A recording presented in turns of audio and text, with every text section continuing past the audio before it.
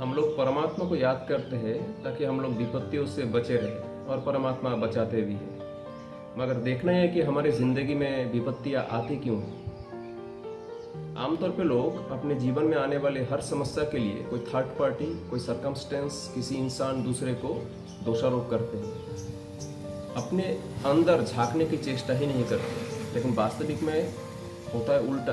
दूसरे आदमी, दूसरे सत्ताएं उसके लिए जिम्मेदार नहीं होते, हमारे कर्मफल ही उसके लिए जिम्मेदार होते हैं। कुछ तो होते हैं आपके कर्म, जो हम लोग अपने ज़िंदगी में बहुत सारे गलत कर्म करते हैं।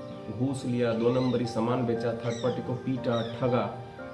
आप कैसे एक्सपेक्ट कर सकते हो कि उसका जो अच्छा फल निकलेगा। दूसरा एक रीज़न होता है कि हमारा जो ड्यूटीज़ टू बी डिस्चार्ज्ड दूसरों के प्रति, सिचुएशन के प्रति, समाज के प्रति, वो हम लोग डिस्चार्ज ढंग से नहीं करते। जैसे घरे बुजुर्ग माँ बाप है, उसको देखना है, कोई पेड़ पौधा उसको पानी देना है, पर्यावरण की संरक्षण करना है, सामूहिक कार्य में हाथ बटाना है। तो इसलिए हमारे ज़िंदगी में आपत्ति विपत्ति के रूप में जो भी आता है वो हमारे कर्मफल के फलस्वरूप ही आते हैं। इसलिए हर इंसान थोड़ा ना थोड़ा मात्रा में पातक ही है। हाँ, पैमाना अलग हो सकता है, उसकी क्वालिटी, उसकी डिग्री ऑफ पाप अलग हो सकते हैं। तो इसी क्रम में पाप और प्रत्यवाय दोनों मिलके पातक बनते हैं। पाप होता है वो चीज़ जो हमें नहीं करना चाहिए, जैसे घूस नहीं लेना चाहिए, ले लिया। और प्रत्यवाय होता है जो हमें करना चाहिए वो नहीं किया, ड्यूटीज टू बी डिस्चार्ज, मगर हम लोगों ने उसको नहीं किया। तो अगर आपको जिंदगी में सुखी रहना है तो निश्चित रूप से हमें पाप करने से बचना होगा, प्रत्यवाय करने से बचना होगा।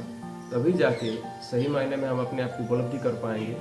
और परमात्मा के ऊपर दोषारोप भी हम जो करते हैं, तुम्हारे मन में ये था, तुम्हारे मन में इतना गलत चीज़ था, इतना दिन तक, इतना सालों तक पूजा पाठ किया, लेकिन फिर भी देखो आज मेरा जब विपत्ति का दिन आया तो मुझे इतना झेलना पड़ रहा है। तो परमात्मा ने आपको पाप करने के लिए नहीं बोला था, ना ही प्रत्यवाय करने के लिए बोला था। और जब आप पाप और प्रत्यवाय करके उसके सुख को भोग कर रहे थे, तब उसका फल भी परमात्मा लेने के लिए नहीं आया। तो अपने कर्म का जो जिम्मेदारी है अपने ऊपर लीजिए, परमात्मा के ऊपर मत थोपिए।